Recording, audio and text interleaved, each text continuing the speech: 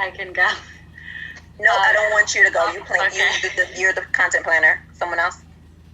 So today specifically, like introducing, talking a little bit about the mood meter, and then talking about learning the vocab word worried, and then what that looks like and sounds like in the book. What is the big idea, though? Oh, okay.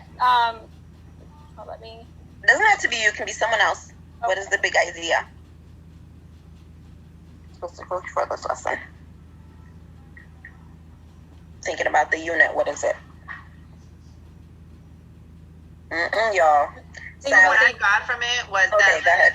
That feelings are correlated to how actions correlate to the feelings, and that those are the way that affects them is that how it makes them feel, and it's like a cause and effect kind of thing. Like, this is gonna make you feel, say, if you're by yourself, that's gonna make you feel lonely. That's gonna make you feel sad, and it's like attributing an action to a feeling. Yes, because of this action, and what else is attributed to the feeling. And it's also just exploring how it's important to share your feelings to make connections to the people around you. Yes. Right. And I'm not sure if someone mentioned this, but also that we can learn how someone's feeling by reading their face and body expression. Yes, that is what this lesson focuses on, is looking at the characters' faces. What, if they're smiling, if they have a frown, what their faces look like. And it's encouraging you to also have the students model those things on their faces too, so they can truly relate the feelings to the emotions. And then, so what are some possible misconceptions that students can have knowing that these are the things that we're focusing on? I think we'll get a lot of basic feeling words.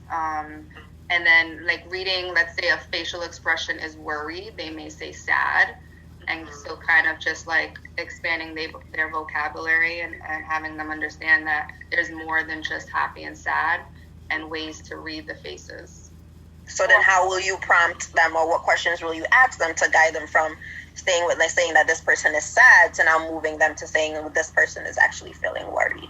Well, I think it's more than just looking at the picture. It's also what's happening in the story. And so if they say sad, it's well, is there anything in the story that tells us that this character's sad? If not, then let's think of other feeling words that can match both what's happening in the story with the facial expression.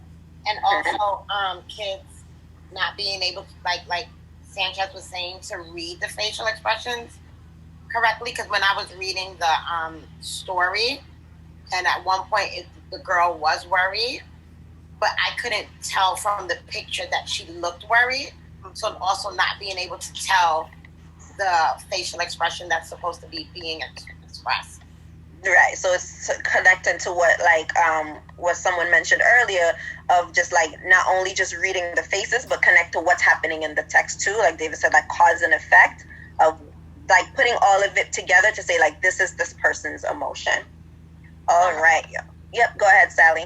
Something that's just important to do, especially exploring these new feelings, is and with this age group who haven't really been taught to think beyond themselves just yet, is a lot of times when there are misconceptions, put them in that position. How would you feel, or how did you feel, to make the connection to what's happening with the people in the story.